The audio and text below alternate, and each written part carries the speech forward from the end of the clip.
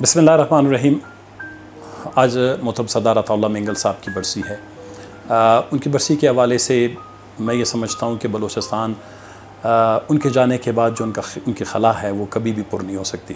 सरदार अताउल्लाह मेंगल की मुदल्लिल बातें, उनकी शुस्ता ज़ुबान पे जो है उबूर, उनके जोश ख़िताबत और बलूचिस्तान से जो उनकी मोहब्बत थी, न सिर्फ बलूचिस्तान के अवाम को बल्कि पूरे ख़ित्ते में रहने वाले बलोच उनके गर्विद आते।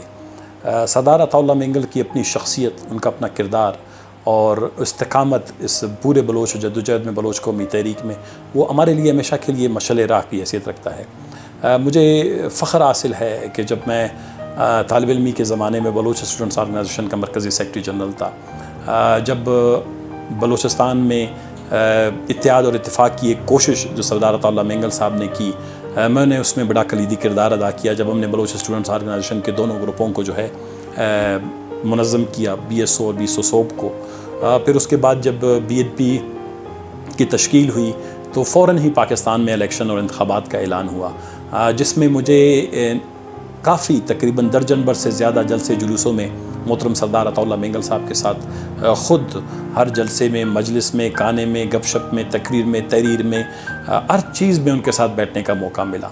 उनकी मोहब्बत, उनकी शफ़क़त, उनका इखलास, उनका इखलाक, उनका किरदार और उनमें इस्तिकामत, मैंने कभी उनके चेहरे पर कभी थकावट, कभी तकलीफ़ नहीं देखी। 3 और 4 मेजर आर्ट सर्जरीज़ के बावजूद भी सरदार अताउल्लाह मेंगल बलूचिस्तान से जो मोहब्बत रखते थे, शायद वो मोहब्बत हम में से किसी नौजवान के दिल में भी बलूचिस्तान के लिए नहीं होगा। वो बलूचिस्तान के लिए बहुत बड़ा ख्वाब, बहुत बड़ी ख्वाहिशें रखते थे कि बलूचिस्तान जो है वो दीगर ख़ित्तों की तरह तरक्की याफ्ता हो, बलूच दीगर कौमों की तरह जो हैं वो तरक्की के मीनार तय कर सकें। उनकी ये जद्दोजहद को जारी व सारी रखना हम सब की ज़िम्मेदारी है।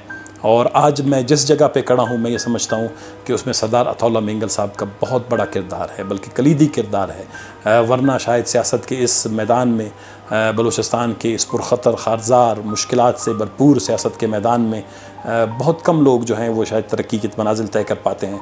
तो जो आज बलूचिस्तान में मुझे इज़्ज़त मिली है, ये मोहतरम सरदार अताउल्लाह मेंगल साहब की मरून मिन्नत, उनकी शफ़क़त, उनकी मोहब्बत और उनकी रहनुमाई की वजह से है। मैं उनको खराज तहसीन पेश करता हूँ। दुआ करता हूँ कि बलूचिस्तान के नौजवान सरदार अताउल्लाह मेंगल की जो सारी जद्दोजहद है उसको अपने लिए रहनुमा उसूल के तौर पर अपनाएंगे।